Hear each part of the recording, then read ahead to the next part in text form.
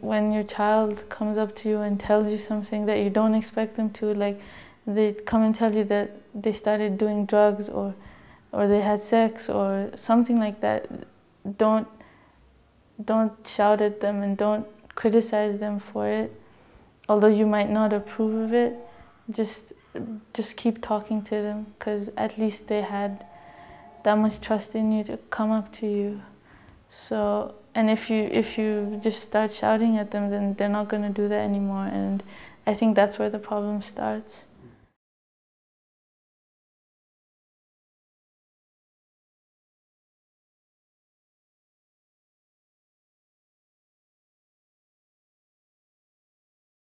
I think when you grow up in a Western culture, you are more liberated.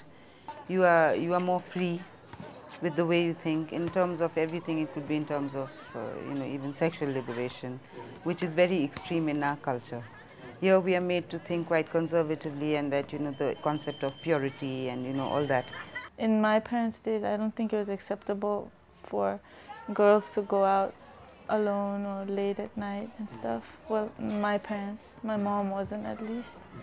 If a guy called for homework, they'd ask me like 1,000 questions. Why? How do you know him? Where is he from? What do his parents do? So I'd get that whole thing. But now I don't have that because they don't call at home.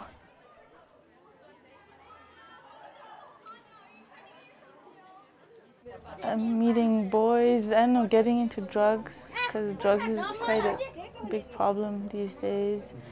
And more than that, I think it's like what other people will think, like what the society will think, because they think that, you're from a good family and the girl shouldn't get a bad reputation.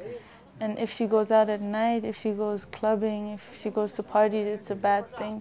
And it's like a mark on the family name, It's like girls have certain roles to perform. She's a mother, so she's going to be a mother. She's going somebody's daughter. She's going to be someone's wife.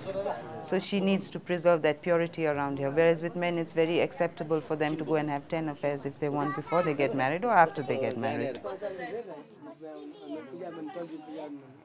The family and the girls.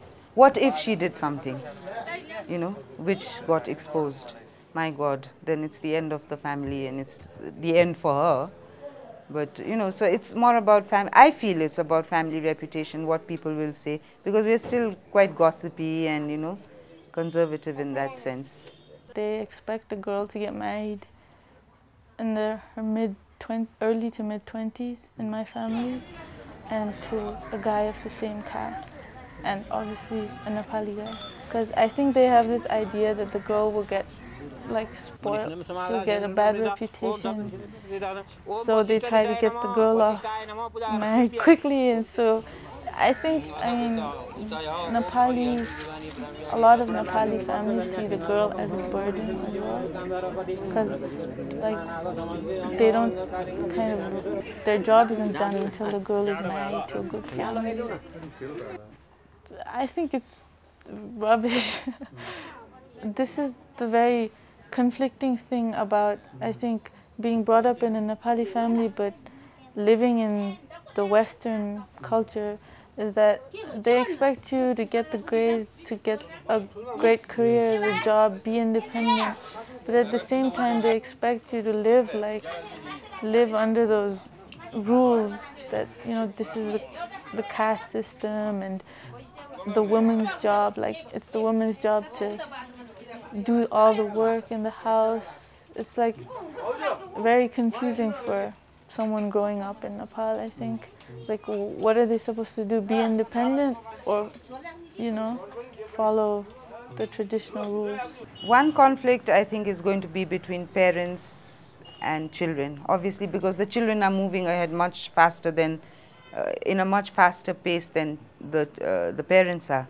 So it's going to be conflicts about marriage, maybe, and if someone's in love with someone, and there'll still be those conflicts, will always go on, because they haven't changed to that extent where they've become completely liberal and say, okay, it doesn't matter, caste doesn't matter, religion doesn't matter, tradition doesn't matter. I think that'll take some time for things to change in Nepal. Even in my generation, I don't think it'll change.